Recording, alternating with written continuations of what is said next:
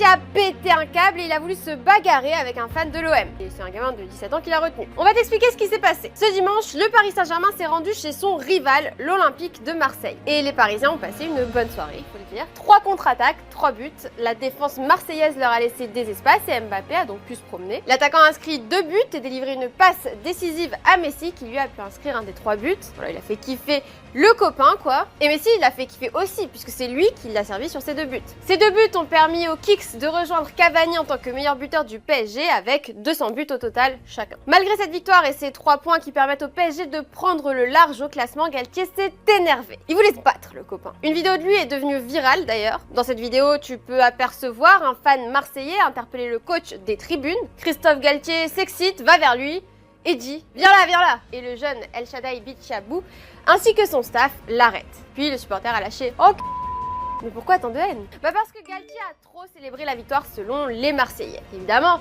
c'est pas facile de leur point de vue que le rival vienne claquer un 3-0. Sachant que Galtier en plus est Marseillais d'origine et le revendiquait fièrement avant d'entraîner le PSG. Bon après, qu'est-ce qui aurait pu se passer? Galtier qui escalade le banc et qui se bat? On en doute fort. Sinon, parmi ceux qui ont passé une mauvaise soirée, il y a Kimpembe. Le défenseur est sorti sur civière en première période alors qu'il effectue un retour défensif en sprintant. Il a stoppé net sa course et s'est écroulé. Le poteau ne pouvait plus bouger et a donc été pris en charge durant plusieurs minutes par les soigneurs. Puis il a été évacué sur civière et a mis ses mains sur son visage. Voilà, un remake de la scène de Neymar autrement dit. Une fois que Kimpembe a reçu les soins nécessaires, il est revenu sur le banc avec des béquilles pour assister à la seconde période. Des béquilles!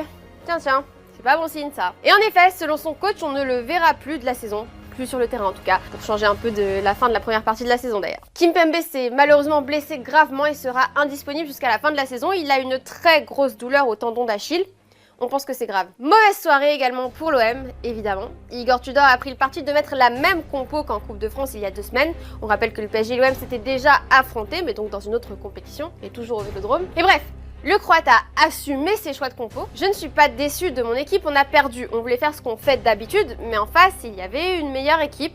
C'était difficile de faire la différence. Les gars ont essayé, changer mon jeu. Pourquoi changer ce qui marche? C'est ce qu'on fait, ce qui réussit d'habitude, c'est notre façon de jouer. Changer ça, ce n'est jamais une bonne idée. C'est vrai que l'OM c'est plus de l'attaque que de la défense et on l'a bien vu dimanche soir. La compo de l'OM était certes donc similaire au match en Coupe de France, mais celle du PSG non. Kylian Mbappé était de retour et selon Matteo Guendouzi, ça change tout. Non, comme on l'a dit, il y a un PSG sans Mbappé, il y a un PSG avec Mbappé, tout le monde est au courant. Je pense que ça, tout le monde l'a vu depuis un certain moment. Et voilà, il a été efficace ce soir, il a montré tout son talent. Après, voilà, on a essayé au mieux de le contenir, mais c'est difficile de contenir un joueur comme ça. Et quand il est comme ça, c'est encore plus difficile. Mais voilà, on est resté fidèle à ce qu'on fait depuis le début de saison. On n'a pas changé notre philosophie, peu importe contre qui on joue et peu importe les joueurs qu'on a en face.